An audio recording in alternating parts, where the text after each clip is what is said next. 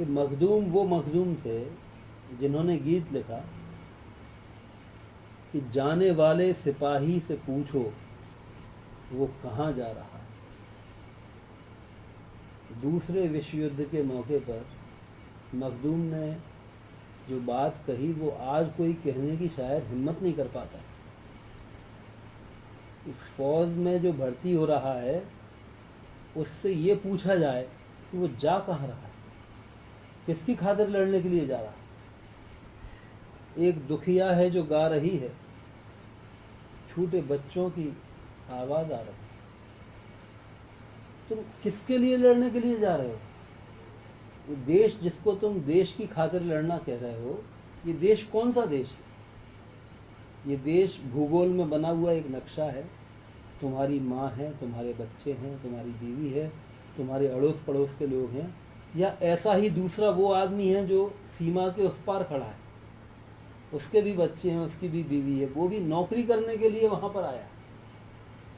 एक दूसरे को मारने से पहले जरा थमो और सोचो कहाँ जा रहे हो, किसके ऊपर गोली चलाने के लिए जा रहे हो। देश प्रेम के एक भयानक किस्म के एक भावनात्मक बुखार के साथ में भरा जाता है।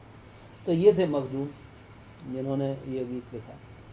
और मखदूम जो थे वो इतने ही उम्दा रूमानी शायर भी थे, लेकिन उनकी रूमानियत के अंदर कितनी गहरी वेदना, कितनी गहरी करुणा, कितना गहरा दर्द छिपा होता था ये लोगों को नहीं पता। लोगों ने सुना है उनकी फिल्मों में जो गीत गाए गए हैं।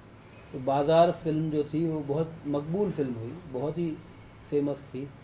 फारूक शेख, स्मिता पाटिल, शबाना आज़मी जैसे तमाम किरदार उसके अंदर थे, नसीरुद्दीन शाह वगैरह तमाम थे। और उसमें उनका वो जो गीत था, उनकी गज़ल थी कि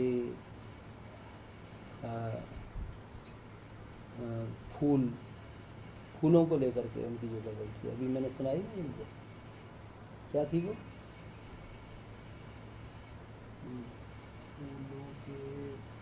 फिर छिड़ी रात बात फूलों की, फिर छिड़ी रात बात फूलों की, रात है या बारात फूलों, फूल के हार फूल के नगमे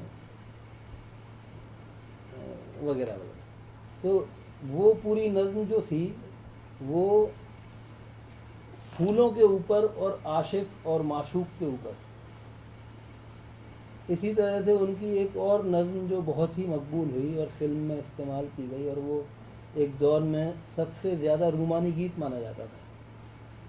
एक चमेली के मंडवे तले, एक चमेली के मंडवे तले, दो बदन प्यार की आग में जल गए, दो बदन प्यार की आग में जल गए, चमेली के मंडवे तले। इसको मैं भी नहीं जानता था कि ये गाना, इसमें क्या ऐसी क्रांतिकारी बात है। लेकिन जब मुझे बाद में मकबूल के बेटे जो मखदूम मोइनुद्दीन के बेटे थे, नुसरत मोइनुद्दीन, वो बाद में मेरे दोस्त बने और वो भी प्रगतिशील लेखक संघ के एक बड़े ओहदेदार थे, जिम्मेदार साथी थे। तो उन्होंने मुझे बताया कि ये गाना उनके पिताजी ने मखदूम ने कैसे लिखा था। कि जब आज़ादी के पहले मखदूम जेल में बंद थे और उसी वक्त कोई एक नौजवान लड़का किसी छोटे मोटे अपराध के अंदर भी बंद था, और मखदूम और वो एक आध महीने साथ साथ रहे। तो मखदूम ने उस नौजवान को समझाया कि कम्युनिज़्म क्या है, दूसरों के लिए लड़ना क्या है, हम समाजवाद, किस तरह का समाजवाद लाना चाहते हैं। ये सब बातें जब उनको समझाएं तो वो लड़का उनसे बड़ा मुतासिर हुआ। फिर उस लड़के को कैद से आज़ादी मिल गई, मखदूम जेल में बने रहे, आज़ादी आ गई। आज़ादी के बाद मखदूम भी कैद से रिहा हुए, और उस वक्त तेलंगाना का आंदोलन चल रहा था, तो वो गांव-गांव में जाकर के मीटिंग्स लिया करते थे। ऐसे ही एक गांव में जब वो पहुंचे तो वहाँ उनको बताया गया गांव वालों के द्वारा कि यहाँ पर निज़ाम की फ़ौज ने, निज़ाम के लोगों ने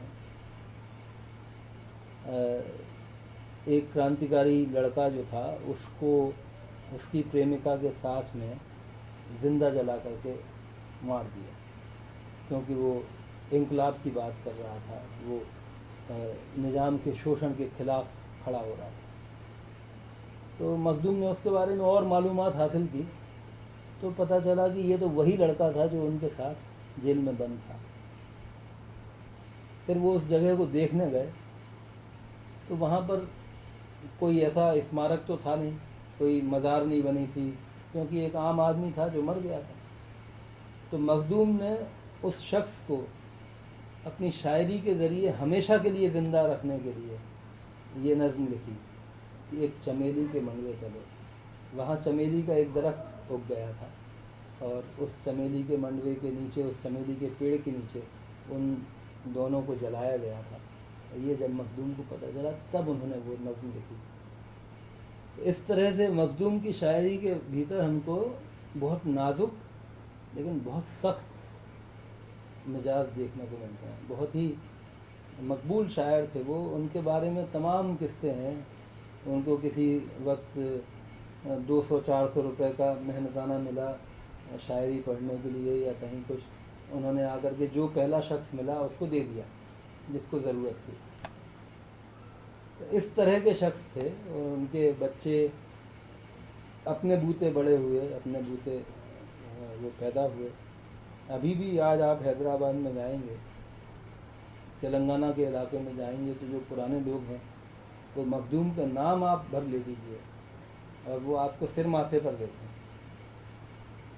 आप उस गांव में चले जाइए और वहाँ पर एक आदमी भी, एक शख्स भी जानने वाला है मखदूम का नाम, और आपने मखदूम का नाम ले लिया तो वो आपको गांव के मेहमान के तौर पर आपकी खातिर तवज्जो करेंगे। और कम्युनिस्ट पार्टी का जो हेडक्वार्टर है आज भी हैदराबाद के अंदर 5 मंजिला बिल्डिंग है, वो मखदूम भवन कहलाता है, मखदूम के नाम पर। चुनाव भी लड़े वो आज़ादी के बाद, और कई मरतबा विधायक बने वहाँ से, हैदराबाद से। लेकिन उनकी जो एक फ़कीराना कबीराना जो उनकी ज़िंदगी थी वो वैसी की वैसी बनी रही। वो आजकल के दौर के नेताओं की तरह से नहीं थे, उनके भीतर बहुत एक उम्दा इंसान वो पनाह लेता था, वो उनकी शख्सियत थी।